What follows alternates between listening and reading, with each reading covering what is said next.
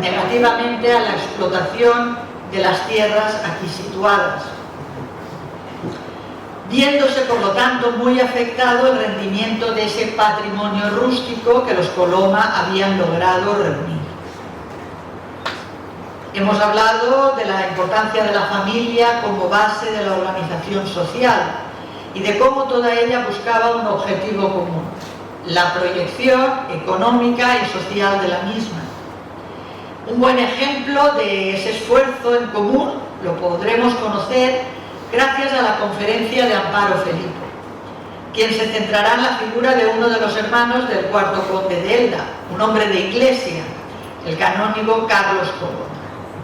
Por último, cerraremos el ciclo conociendo de la mano de Miriam Devesa los avatares que propiciaron la desaparición de los Coloma de la titularidad del condado de Elda, ascenso y ocaso de una familia que podremos conocer y seguir juntos jueves tras jueves a lo largo de las próximas semanas, si ustedes nos acompañan. Para acabar con esta presentación, quisiera agradecer a Charo Navalón, la directora y responsable de la sede que la Universidad de Alicante tiene aquí en Elda, que me ofreciera en su momento la oportunidad de participar en el diseño y dirección de este ciclo de conferencias.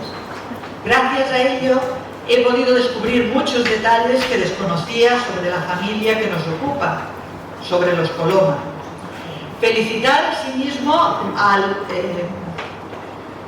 excelentísimo Ayuntamiento de Elda y a la Fundación Paurides por la iniciativa de bautizar este 2022 como Año Coloma, al tiempo que agradecer que hayan puesto todos los medios a su alcance para dar a conocer al conjunto de la sociedad una parte de su pasado, de su historia. Conocer nuestro pasado nos ayuda siempre a caminar con pasos más firmes y seguros hacia nuestro futuro. Muchas gracias, por supuesto, a todos ustedes que nos acompañan esta tarde para asistir a la primera de las conferencias, la que impartirá el catedrático de la Universidad de Murcia, José Javier Ruiz Ibáñez. Y acabo con esta presentación del ciclo, pues ante todo estamos aquí para escuchar a José Javier y a que nos transmita una parte de los amplios conocimientos que ha logrado reunir a lo largo de los años sobre uno de los personajes más relevantes de la familia Coloma. Aunque José Javier Ruiz, o JJ, como es más conocido en los ámbitos académicos, tiene una amplísima producción historiográfica que supera ampliamente el centenar de títulos, entre libros, artículos, colaboraciones en obras colectivas. Para aquellos que quizás no lo conozcan tanto como, por ejemplo, yo, pues no conozcan sus investigaciones, así como para que se hagan una idea de los muchos temas que ha abordado a lo largo de su trayectoria profesional, quisiera citar algunos de sus trabajos. Bien, doctor en Historia por la Universidad de Murcia con la tesis Las dos caras de Jano, Monarquía, Ciudad e Individuo, Murcia 1588-1648, tesis que defendió el mismo año que yo, en el año 94, y profesor de la misma universidad desde el año 98. Es especialista en historia política en la temprana edad moderna y en la proyección de la monarquía hispánica más allá de sus fronteras. Realizó su formación postdoctoral en la Escuela de Estudios Superiores de Ciencias Sociales de París, todo un referente, ha sido profesor invitado en dicho centro y en otras universidades francesas. Es también fundador y coordinador general de la Red Columnaria desde 2004, investigador responsable de los proyectos Hispanofilia. Bien, a lo largo de las últimas 3 décadas se ha ocupado de desentrañar multitud de temas centrados en el marco cronológico de esos siglos XVI y XVII que también conoce, en ocasiones a título individual, pero también trabajar en equipo es importante, y en su caso ha colaborado con múltiples historiadores muy reconocidos. Entre ellos, no voy a consumir más tiempo en este sentido, pero sí que quiero hacer referencia al prestigioso hispanista Bernard Bensan. Además de obras centradas en su Murcia natal, JJ se ha ocupado de temas que superan las fronteras nacionales, y buena prueba de ello son algunos libros que citaré, como Felipe II y Cambrai, El consenso del pueblo, La soberanía entre la práctica y la teoría política, 1595-1677, así como Laberintos de hegemonía, la presencia militar de la monarquía hispánica en Francia a finales del siglo XVI, o Los franceses de Felipe II, el exilio católico después de 1594. Destacar asimismo publicaciones en obras colectivas como Vivir en el campo de Marte, Población e identidad de la frontera entre Francia y los Países Bajos, siglos XVI-XVII, o bien Servir a un rey extraño, la nobleza francesa y la élite municipal en sus alianzas con el rey católico en el siglo XVI, o Defender la patria y defender la religión, las milicias urbanas en los Países Bajos españoles, 1580, 1700, entre otros muchísimos trabajos.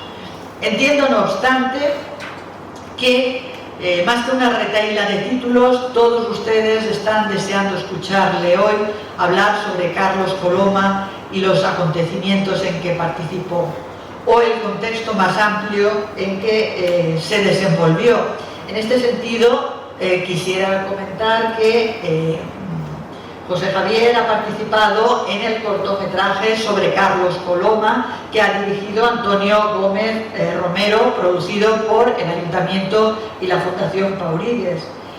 También, este librillo muy bien editado y que nos trae las memorias de un soldado, y que han podido ustedes conseguir a la entrada, o si no, cuando salgan, también es una buena muestra de la fuerte implicación de José Javier con la sociedad y con estos temas.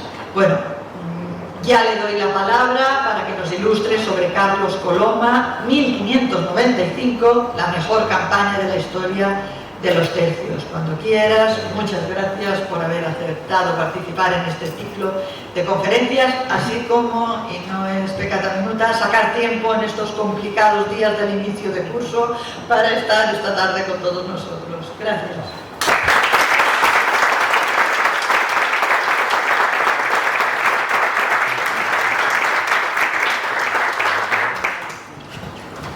Pues muy buenas tardes a todos. Lo primero, obviamente, es dar las gracias a Carmen por la generosidad de su presentación, que solo es justificada por su infinita generosidad y no por mis escasos méritos. También puesto a dar las gracias, que es quizá lo justo, lo necesario, y una forma de captar su benevolencia, tengo que hacerlo con el excelentísimo Ayuntamiento de Elda, representado por su concejal de Concejalía Infinita de Nombre, a la Fundación Paurígues, obviamente a nuestra universidad hermana, que es la Universidad de Alicante, y a su sede de Elda. También quisiera dar las gracias, y esto es muy importante, a todos los técnicos municipales, los responsables del Año Coloma, y a todas las personas que ponen su corazón en mejorar la vida de los demás, haciendo que circule la cultura. Y eso se hace desde abriendo una sala, poniendo la luz, haciendo una fotografía. Toda esa gente construye ciencia y construye historia, y nosotros, los que estamos aquí arriba, la disfrutamos. Pero eso no implica que nosotros no estemos enormemente agradecidos y que lo manifestemos. Gracias a todos, y sobre todo gracias a ustedes por venir a pasar una buena tarde, esperando que mi intervención tenga algún mérito que justifique que la reemplacen por tomar un granizado en cualquiera de las famosas heladerías de esta gloriosa ciudad. Por lo demás, que venir a hablar de Carlos Coloma estando en Elda es ser alguien desaforado. Es como ir a hablar de hambre en casa del que hace ayuno. Así es que se dan cuenta que ustedes, que soy una persona que tiene muy pocos límites en su ambición y muchos menos límites en su cordura. Pero bueno, algo diremos quizá que a ustedes les guste, espero. En todo caso, y reiterado mi agradecimiento, mi objetivo es que, y el tema de esta conferencia, la mejor campaña de los tercios, mucho es decir, pero desgraciadamente o afortunadamente, cierto es lo que les voy a contar, así pensaron muchos que fue. Y hoy vamos a tener una conferencia que va a ser extremadamente cinematográfica, más bien por el guión que por las imágenes en movimiento que no va a haber, pero espero que ustedes se las imaginen, ¿no? El ¿por qué 1595? Para entrar un poco en la cabeza de Carlos Coloma, ya saben ustedes, este padre de muchos hijos, el gran problema fue cómo situar tanto hijo, este soldado, este escritor, este hombre del tiempo del Quijote, que tanto llamó la atención de historiadores y de cronistas y del que tampoco sabemos, en parte empezamos a saber mucho más gracias a autores que tenemos en la sala, y venir aquí a hablar de Coloma delante de ellos pues nos da un poco de su vergüenza ajena. Yo tuve la suerte de hacer una tesis sobre cronistas de Flandes de Denis Gray, que más sabe que yo de esto, pero bueno, algo les contaré. ¿Por qué 1595? Porque toda su vida Coloma intentó demostrar que era algo más que un junior, que era algo más que un hijo de papá, que era más que un noble parásito de tantos que poblaban la geografía ibérica en el siglo XVI. Y en consecuencia merecía ocupar cargos tanto por la calidad de su sangre como por la calidad de su espada. Y siempre se refirió a ese año 1595. De hecho lo encontramos, tanto en el memorial que van a leer ustedes, en el que pueden hacer como historiadores, porque tienen la transcripción, y hemos dejado adrede una errata en la transcripción a ver si ustedes la localizan. Ese es el primero que la localice, le regalaremos una moneda de la época de Felipe II. Vean como ustedes cómo empieza Coloma el año 1595 en su crónica. La crónica que publicará primero en una edición en Cambrai y después en las posteriores, ¿no? Este bajel de la monarquía española en las regiones septentrionales, tras largos años de borrasca, este señor escribía muy bien, comenzó al principio del año en que vamos amenazando naufragio en 1595, y él sabía de lo que estaba escribiendo. Y le acabó, como veremos, con una dichosa bonanza. La suerte y la felicidad, y ahora viene la parte del Coloma neoestoico, la suerte y la felicidad tienen límites determinados, nada persevera en su estado. Todo ello lo trueca y altera el tiempo, y alternando el bien y el mal entre los mortales, consuela a los infelices la esperanza y hace recatados a los dichosos el miedo.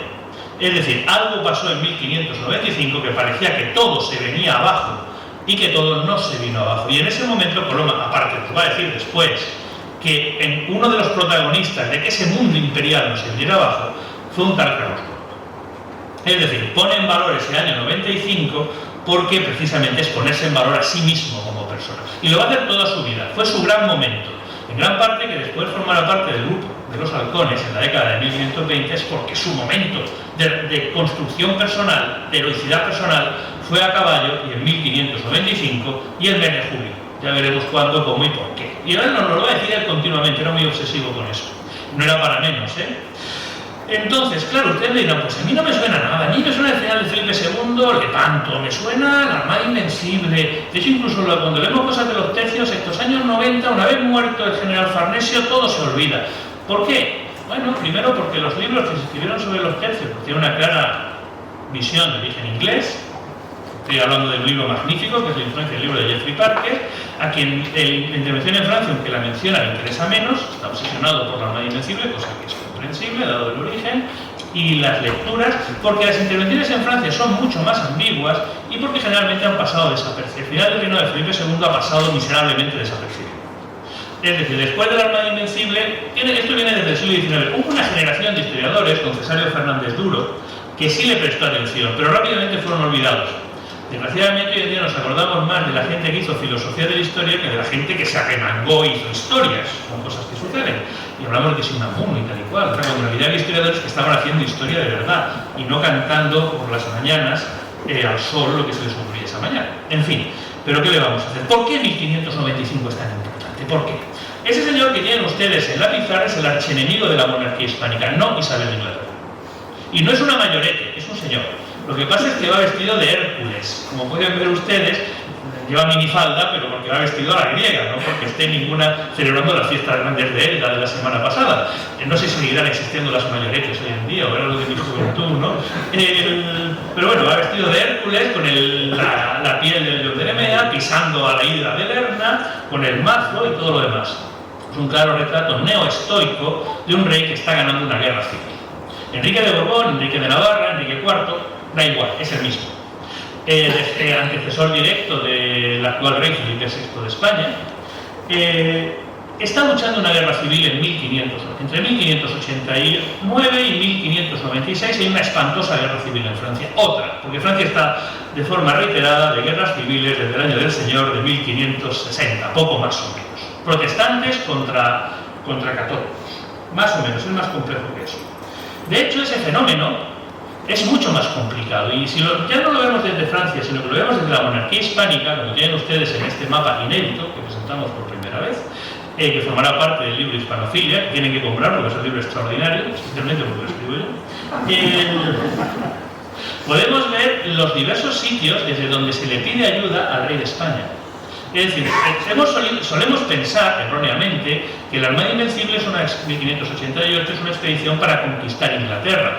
Lo solemos pensar porque no hemos tomado el esfuerzo de leernos la documentación de época. La Armada Invencible, como las intervenciones españolas en la Guerra Civil Francesa en Túnez, en Grecia, en Marruecos, en Ceilán, son intervenciones de apoyo a grupos que están luchando guerras civiles y que le piden al rey de España que los socorra. En el caso de Francia pueden ver las diversas regiones donde hay guerra civil y donde hay una serie de nobles que están pidiendo la intervención española. Quiere decir, en toda guerra civil tú llamas a tu amigo, a tu correligionario. Piensen ustedes en la guerra civil española, que el gobierno republicano, sin identificarse precisamente con la Rusia de Stalin, le pide ayuda a Stalin porque es el que le da la ayuda. O el gobierno franquista, sin identificarse necesariamente con Alemania de Adolf Hitler, le pide ayuda a Alemania de Adolf Hitler. ¿Por qué? Porque se la puede dar, porque hay otros que no se la dan. Lo cual implica una serie de deudas políticas. Lo mismo en el siglo XVI. La monarquía de Felipe II, de pronto, a partir de 1580, la llaman de todos sitios para que vaya a socorrer a grupos que están luchando guerras civiles. Y esto hay que tenerlo claro. Los españoles intervienen porque tienen aliados locales, no por otra cosa. Si no, no podrían enfrentar tanto frente, porque no hay ejército. Piensen ustedes, el ejército de Flandes son 40.000 soldados operativos, más allá de los de las guarniciones. No es gran cosa. Esas tropas tienen que luchar contra los holandeses, intervenir en la guerra civil francesa y conquistar Inglaterra. Vamos, no le piden que gane la Liga de Fútbol de Alemania de milagro, pero casi, o sea, con 40.000 hombres no conquistan nada. Las milicias de París, solo las milicias de París, son 30.000 combatientes. Digo para que veamos las magnitudes. Es absurdo, o sea, si no tienes aliados locales. Y esto es lo que la historiografía española, demasiado centrada en España, Pachín Pachún, y en debates absurdos como el de la leyenda negra sí y leyenda negra no, que parece que estemos en el siglo XIX, con los debates que tenemos, de verdad que parece el siglo XIX, ¿eh? Estamos moralizando la historia, y la historia no se moraliza. La ciencia no es moral, la ciencia es ciencia. Bueno, pues en Francia, en 1590, las tropas españolas son recibidas en agosto de 1590, son recibidas como libertadores. Algo así como cuando el 13 de septiembre del año del Señor de 1683, Juan Sobieski entró en Viena liberándola de los turcos. Exactamente el mismo entusiasmo. Eso, por cierto, se nos ha pasado completamente, o sea, porque para qué vamos a estudiar si ya tenemos la historia del 19 para repetirla. Bien, ese momento de acumulación de elementos, posiciones filoespañolas, lo podemos, no filoespañolas, de gente que lucha guerras civiles y que le pide ayuda al rey de España. No lo hacen porque estén a favor del rey de España, sino porque está ahí y porque no hay otro. Y eso pasa en Marruecos, eso pasa en Túnez, eso pasa en Grecia. Pero lo que más le interesa al rey de España es Francia.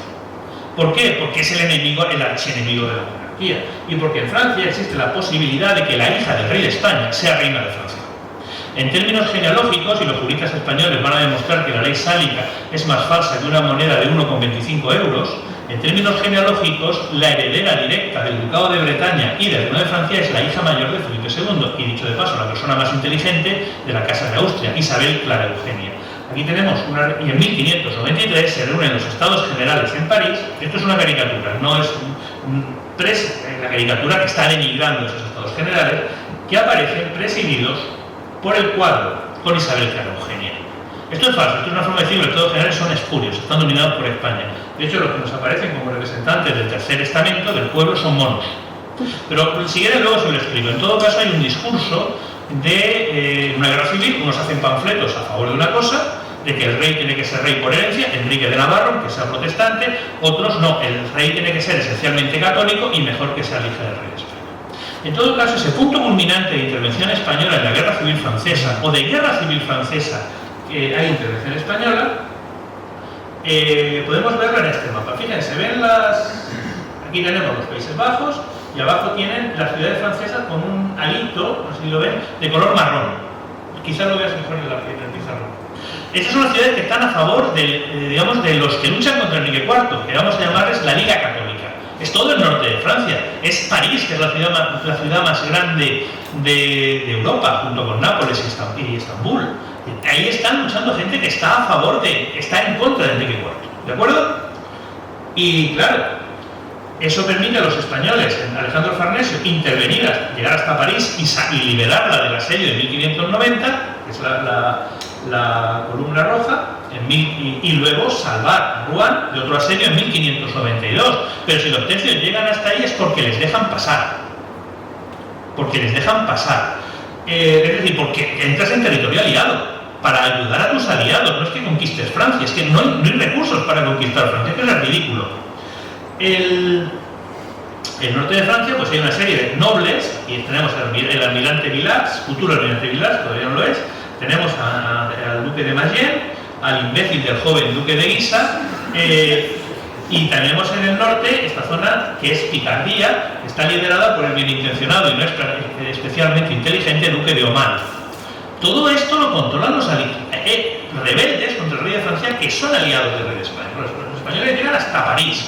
Y para garantizar eso, los españoles colocan pequeñas guarniciones, la más importante es la de París, no llega a 1000 soldados. No controla París, esto hay que tenerlo muy claro, esto es un error típico de la historiografía francesa. También porque no han visto las fuentes, es una alegría. Hablan de la guarnición española de 5000 soldados. En París 1000 soldados y gracias, en París 300 españoles. Con dos capitanes, Legorreta y Alonso de Mercado, futuro gobernador de Puerto Rico. Es decir, los españoles colocan pequeñas guarniciones para garantizar el orden público y apoyar a sus aliados, ¿de acuerdo? Esas pequeñas guarniciones, si se fijan, lo que cubren es el paso de los grandes ríos para poder llegar al centro de Francia rápido. Pues si tienes que meter un ejército, lo metes rápido. Sin embargo, hacia 1593, tras la conversión otra vez de Enrique IV al catolicismo, porque no era la primera ni la segunda vez que lo hacían, y realmente es una conversión. Hoy en día los historiadores franceses tienen un consenso que es una conversión al catolicismo. El tipo identifica un tipo de catolicismo muy claro. El catolicismo real transforma el catolicismo en Francia y eso va a tener consecuencias de base teológica fuertes para la Iglesia francesa. Si quieren luego lo hablamos. Pero aquí muy rápido, ¿vale? ¿Qué sucede a partir del 93? Que la gente está cansada de la guerra civil, muy cansada, y no es para menos. Y pronto una parte de estos nobles o de estas ciudades pactan con Enrique IV. Vale, te has hecho católico, me someto a ti. Llego a un acuerdo contigo. Primero, aquí lo tienen en azulito, son las ciudades del Sena. París, Pontoise, Rouen. París es un desastre. París es donde estaban los estados generales intentando decidir quién iba a ser rey. Pues no, París le abre las puertas sin que la guarnición española pueda hacer nada a Enrique IV. De hecho, la guarnición española, en este grabado propagandístico, porque es falso, o sea, no fue así, sale por la Porte de Saint-Denis, al norte de París, después de pactar con Enrique IV, que lo ve aquí desde la ventana. La guarnición española se retira con los más radicales, ultra radicales de ese movimiento, muchos de los cuales dicen que es legítimo oponerse a los reyes, si no son católicos, que es legítimo oponerse a los reyes si no solo no son católicos, sino que no actúan bien aunque sean católicos, y que es legítimo matar al tirano. Incluso alguno va a decir que es legítimo que el pueblo deponga al rey aunque el rey sea justo. Y esos son los que están con los españoles, los que están resistiendo al poder de un rey que consideran ilegítimo. Y son los que salen con los españoles. Vale, una vez que cae París y que está claro que la guerra civil la va a ganar Enrique IV, ¿qué es lo que sucede? Aquí tenemos lo que se acuerdan. Todo el norte de Francia estaba de color marrón, ¿verdad? Ahora todo el norte de Francia está de color azul. Las ciudades se pasan una tras otra a Enrique IV. Directamente las élites urbanas se rinden, los nobles las entregan, sin que las guarniciones españolas lo puedan impedir, son muy pequeñitas, y sin que el ejército de Flandes, que si en el 90 llegaba a París y en el 92 a Rouen, ahora está en situación absolutamente catastrófica, porque en Flandes ha muerto el gobernador general, Alejandro Farnesio, y se están peleando por ver quién es gobernador. De hecho, nombran comandante del ejército de Flandes a Carlos de Mansfeld y los oficiales españoles no lo obedecen. El ejército no se le paga, con lo cual el ejército español ni siquiera se acerca en el 93 a París. Es muy divertido ver cómo los ministros españoles dicen: por Dios, que venga el ejército, y viene el ejército, derrota a Enrique IV y podemos elegir a la infanta como reina. Pero al final el ejército español es tan débil, tan miserablemente débil, que no se atreven a que vaya al sur del Somme, de este río, por el descrédito que sería que hiciera el ridículo. Es bochornoso. Imagínense ustedes lo que es perder todo el norte de Francia en un año y medio. Todo el norte de Francia.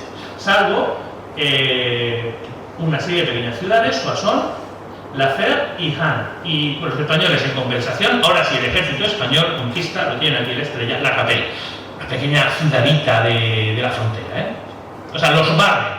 El ejército español hace cuando más le necesita, que es cuando hay que decidir quién es reina de Francia, ni está ni se le espera.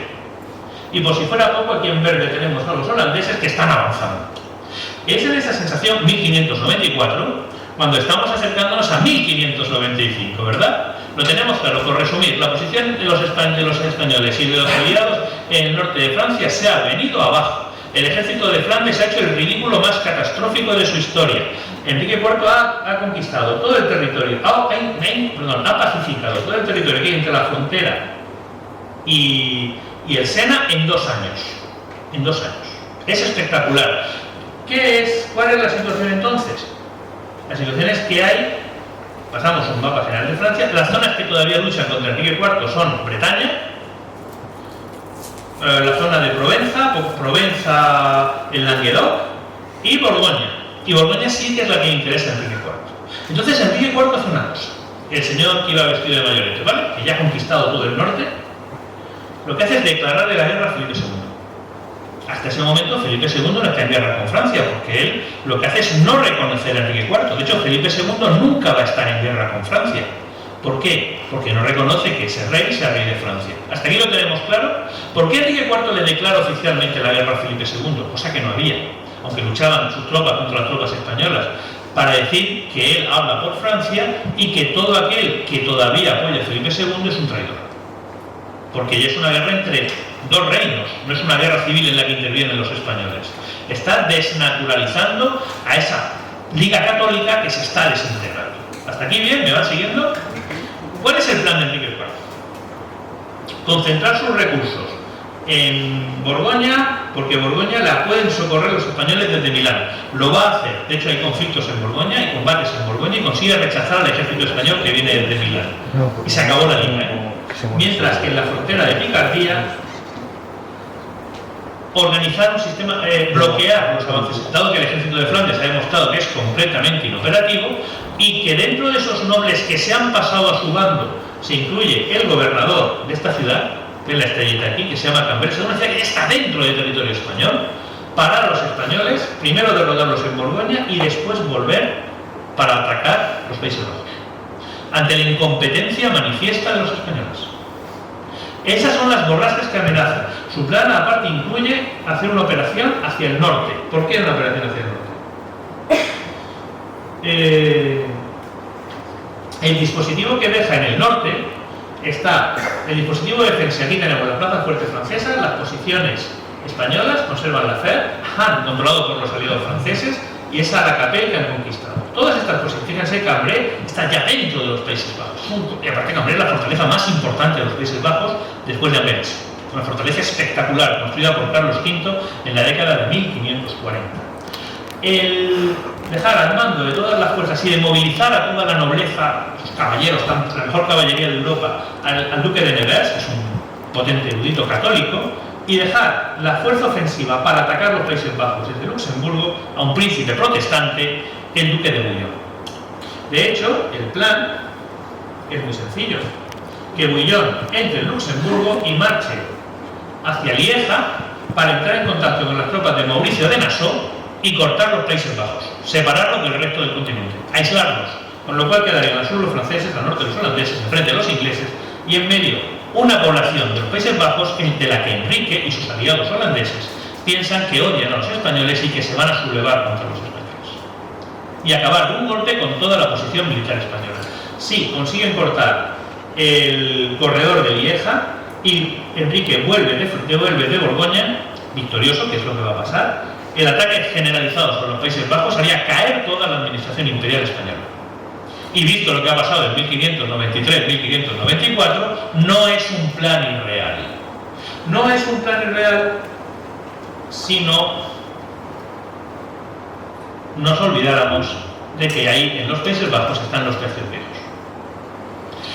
Están los tercios viejos y aparte, tras la declaración de guerra de Enrique, 17 de enero de 1595, el gobernador general de los Países Bajos, que es un príncipe de la Casa de Austria, Ernesto de Ernesto, que es muy bien, también intencionado como poco inteligente, se ha muerto, haciendo posiblemente su mayor contribución a la historia.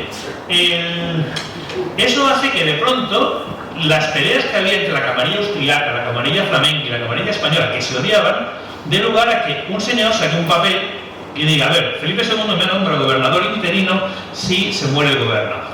El señor es este señor, el conde Pedro Enríquez de Acevedo, conde de Fuentes, uno de los militares más brillantes de la historia de la guerra de Flandes. Es el responsable de haber derrotado a los ingleses en Lisboa en 1589, en lo que mal se llama la llamada contranada, pero dejémoslo ahí. Ha sido uno de los principales responsables del follón, del lío, del desorden que ha habido en los Países Bajos. Es mucho mejor jefe que secuaz, es mucho mejor jefe que segundo. Y bueno, y está a punto de demostrarlo. Y además cuenta con esa extraordinaria maquinaria militar a la que él sí va a dirigir, que son los tercios viejos, y los tenemos representados en 1596, dentro de los famosos álbumes de la familia Croy. Aparte, por si fuera poco, empieza. En los años anteriores ha habido mucho lío con la llegada de dinero. Ahora se consigue que llegue mucho más dinero a los Países Bajos para mantener el ejército. Es decir, Fuentes está en condiciones, primero, de que el ejército le obedezca, que no es poca cosa, porque es un noble castellano, es sobrino del duque de Alba, es un tipo con más galones casi que Blas de Lezo, aunque tiene todas las partes de su cuerpo intactas, o sea que supongo que le agradecería. Es decir, es alguien muy bragado y muy respetado. Y eso va a ser importante. ¿Y qué es lo que hace Fuentes? Bueno, pues él escribe al rey de España. Si hubiera la mitad de lo que otras veces ha metido el rey de España en Francia, y aun con mucho menos que se hiciera mucho más que en ningún tiempo, se hiciera mucho más que en ningún tiempo. O sea, que se va a luchar, pero si no vean, con los 4 gatos que traigo, la expresión es suya, con los 4 gatos que traigo, esos descontentos, desnudos y muertos de hambre, que los de las provincias o lo que le dan los flamencos no son más que fantasmas, porque es burguesía. Quédense con esta palabra, luego volveremos a ella. Hay gente que no querría verme en ocasión con ella. Esto lo escribe el 12 de julio de 1595. O sea, con los 4 gatos que tengo, ¿qué puedo hacer? Procuraré hacer no poco menos que milagros, sino que lo parezcan, y lo serán cualquier cosa que se hiciere con tan poca asistencia y medios. Es decir, tenemos pocas tropas, vamos a hacer lo que podamos. También estamos exagerando porque nos gusta exagerar, los españoles somos así, ¿verdad? El dispositivo francés, que lo teníamos aquí, Fuentes va a operar rápidamente. Primero va a encargar cortar los avances holandeses en ese objetivo y franceses de cortar el corredor de Lieja. Verdugo, para los franceses en Luxemburgo, se envía al anciano, sus soldados decían que tenían 100 años, Cristóbal de Mondragón al Rin para que para los holandeses, y se recupera Huy. Pero la principal campaña va a ser en Flandes. ¿Por qué? En el sur de Flandes. Porque sabe que o para los franceses ahora, o el año que viene no los va a parar nada. Con lo cual, Fuentes coloca su principal ejército para asediar esta población de aquí, Le Catelet. Pero mientras que eso pasa, ¿qué sucede? Que la villa de Han, que tienen ustedes aquí, que antes estaba en marrón, también se rinde Enrique IV. No solo se rinde Enrique IV, sino que la pequeña guarnición franco-española, francesa de la Liga, que había en Han, es masacrada. Son masacrados, es una matanza generalizada. Mala forma de empezar una campaña militar, ¿eh? O sea, lo primero que empiezas es perdiendo una de las 3 plazas que te quedan en Francia y encima perdiendo las tropas aquí dentro, mala forma de empezar. Fuentes, que no se lo toma muy bien, vuelve sobre Le Catelet, refuerza el asedio y los de Le Catelet se rinden. Los deja salir y ya está, termina. Y con su ejército avanza sobre el Somme, aquí lo tienen, y marcha sobre Doullens. Doullens es una plaza fuerte formidable.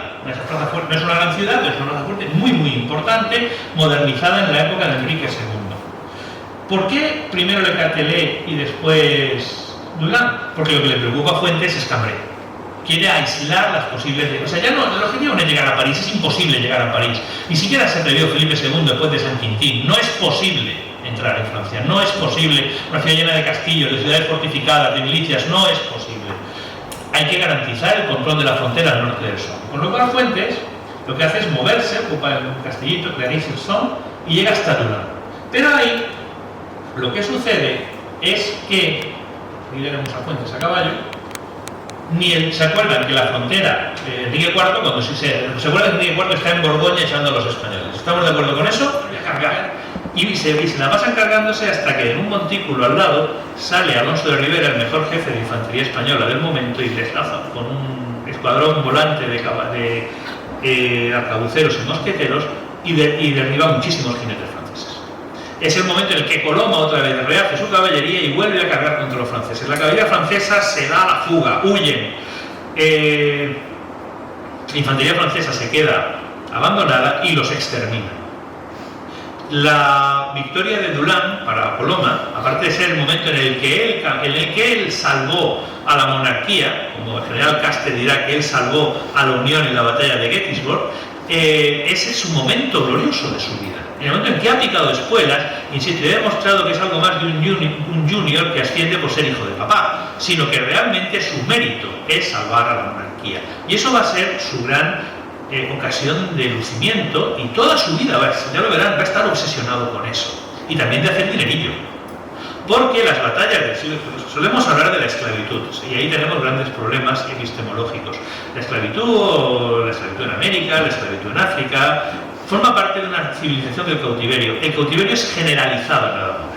Piensen ustedes que cuando Francisco I es capturado en Pavía, tiene que pagar un rescate enorme para conseguir su libertad. Las batallas no consisten en matar gente, sino una vez que termina la batalla, sales corriendo para coger un prisionero y pedir rescate. ¿Qué es lo que hace Coloma? Coloma le compra a los oficiales que han capturado a sus soldados, se los compra a sus soldados, para luego negociar con los oficiales y quedarse con el rescate. Hasta el extremo que él se queda con el rescate del conde de Bellán, antiguo gobernador de París. Coloma no nos lo cuenta Alonso de Carnero en su crónica, con el dinerillo, con parte del dinerillo que Coloma ganó ese día, y a Coloma el dinerillo era muy sensible con lo del dinerillo, le regaló una lámpara de plata a la Virgen del Rosario en Bruselas. Sí, imagínense ustedes lo que tuvo que ser ese rescate. No se lo tienen que imaginar, lo sabemos porque tenemos la documentación del conde de Bellán. Sabemos cuánto pagó y sabemos que eso arruinó la economía del conde de... Se hace mucho negocio con la guerra, pero ¿cómo no? Aparte, en ese momento los soldados consideran que es su derecho. Es decir, no está fuera de derecho a hacer cautivos, es su derecho a hacerlo. Bueno, es muy interesante ver cómo eso se representa en el arte, y alguna tesis doctoral se va a hacer magnífica en ese sentido, de la que vamos a aprender muchísimo. Pero sigamos con nuestra historia. ¿Cómo sería Carlos Coloma en 1595? Ahí lo tienen. Caballo ligero del ejército español, con armadura, con la lanza para ponerla en ristre, apellidar a España, apellidar a Santiago y cerrar con el enemigo. Ese es Carlos Coloma. Nadie nos dice que lo sea él, pero podemos pensar que si viéramos a Carlos Coloma, lo veríamos así. Su banda roja, aquí tenemos otro cuadro, este de Calais. Tenemos el corneta delante, la caballería, o otro cuadro del soborno de Calais, que están en el Escorial, estos cuadros. Sería así. Entonces, me parece un caballero medieval, porque es que las armaduras son más del siglo XVI que del siglo XIV. Como decía Campeador, una armadura no la había visto ni en los tebeos que leía de niño.